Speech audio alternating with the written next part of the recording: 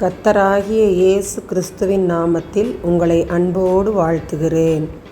இன்று ஆண்டவர் நமக்கு தரும் அற்புத வார்த்தை ஆபகுக் 3:18. நான் கர்த்தருக்குள் மகிழ்ச்சியாயிருப்பேன், என் இரட்சிப்பின் தேவனுக்குள் களிகூருவேன். ஆபகுக் 3:18.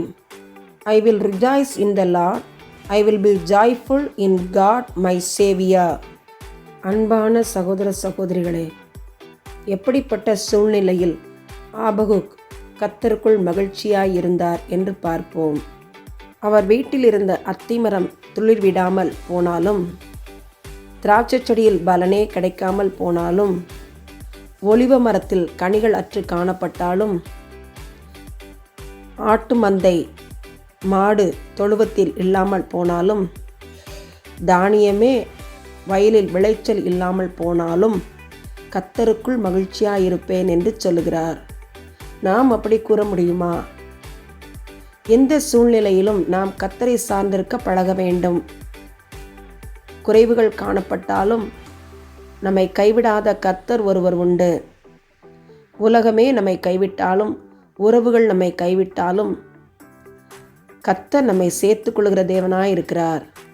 கர்த்தர் நம்மை ஆதரிக்கிற தேவனாய் இருக்கிறார். ஒரு பிடி மாவும் ஒரு கலயத்தில் கொஞ்சம் எண்ணெய் காணப்பட்ட போதிலும் சாரிபாத் ஊர் விதவையை கர்த்தர் கைவிடவில்லை. எலியாவை அனுப்பி பஞ்ச நாட்கள் முழுவதும் அவளையும் அவள் வீட்டாரையும் எலியாவையும் போஷித்தார். அந்த தேவன் இன்று உங்களோடு என்னோடு உண்டு. அவர் நம்மை நேசிக்கிறவராய் காணப்படுகிறார், நம்மை ஆதரிக்கிறவராய் காணப்படுகிறார். அதனால் எதை குறித்து நாம் கலங்க தேவையில்லை. நம்முடைய முழு பாரத்தையும் கர்த்தர் மேல் வைத்து விடுவோம். கர்த்தருக்குள் எப்பொழுதும் மகிழ்ச்சியாய் காணப்படுவோம். கர்த்தருக்குள் களி கூறுவோம். அவர் நம்மை ஆற்றுவார், தேற்றுவார், அரவணைப்பார், ஆதரிப்பார், கைவிட மாட்டார். ஆமன். எங்களை மகிழ்ச்சியாய் இருக்க செய்கிறவரே, பரமபிதாவே, பரிசுத்த ஆவியானவரே, தர்மையான ஜெப நேரத்துக்காக ஸ்தோத்திரம்.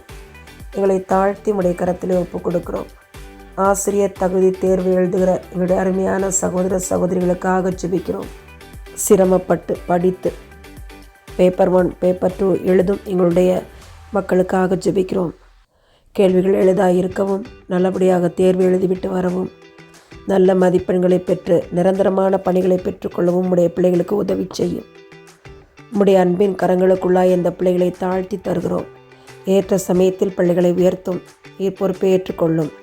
இயேசுவின் மூலமாய் எங்கள் ஜெபங்களை ஏறெடுக்கிறோம். ஜீவனுள்ள எங்கள் நல்ல பிதாவே, ஆமேன், ஆமேன்.